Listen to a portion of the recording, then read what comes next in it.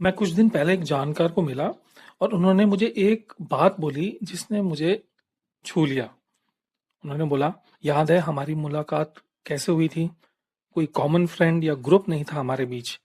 हमारा इंट्रोडक्शन बस एक ऑफिशियल ईमेल पर हुआ और देखो, हमें एक दूसरे को जानते हुए 7 साल हो गए हैं।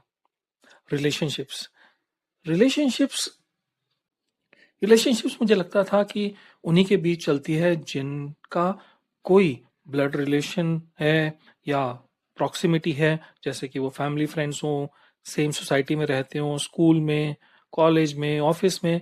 पर ऐसा रिलेशनशिप्स के बारे में नहीं है। रिलेशनशिप्स के लिए सबसे इम्पोर्टेंट जो चीज़ आती है वो है म्यूचुअल रिस्पेक्ट। अब आप मैनकाइंड का सबसे बड़ा रिलेशनशिप ही देख लें, जो मैरिज है। क्या आपको पता है कि कितनी मैरिज पार्टनर्स अपने पार्टनर को पहले से जानते हैं? एक स्टडी के हिसाब से इंडिया में 90% से ज़्यादा मैरिजेस लव मैरिज नहीं होती हैं।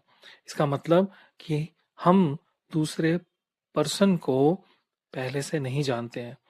कहने का मतलब ये है कि हम एक अनजान व्यक्ति के साथ भी रिलेशनशिप स्ट्रांग बना सकते हैं और वो रिलेशनशिप लंबा चल सकती है अगर एक म्यूचुअल रिस्पेक्ट होता है दोनों के बीच में।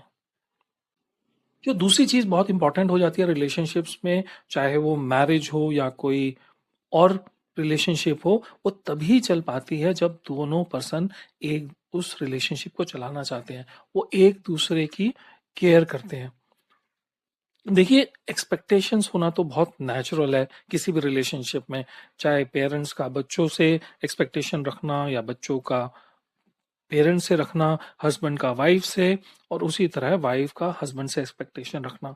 और ये भी बहुत नेचुरल बात है कि एक पर्सन जो होगा उस रिलेशनशिप में थोड़ा ज़्यादा इन्वॉल्व और डेडिकेटेड होगा, बल्कि दूसरा पर्सन जो है शायद उतना इन्वॉल्व या उतना डेडिकेटेड ना हो। अगर दोनों इस बात को समझ लें, मतलब केयर में एक्सपेक्टेशंस अगर ना लेके आए, तो ये रिलेशनशिप्स जो हैं एक दूसरे के साथ में उनको चलाना, उनको स्ट्रॉन्ग बॉन्डिंग देना बहुत आसान हो जाएगा, बल्कि ये एक दूसरे को कॉम्प्लीमेंट करने लग जाएंगे और इसी वजह से रिलेशनशिप्स को स्ट्रेंथ मिलेगी।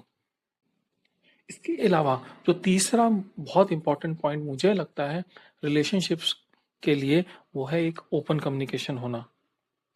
मैंने तुमसे कुछ कहा और तुमने उसको सुना और एक्नॉलेज किया। अगर रिलेशनशिप्स में आप अपने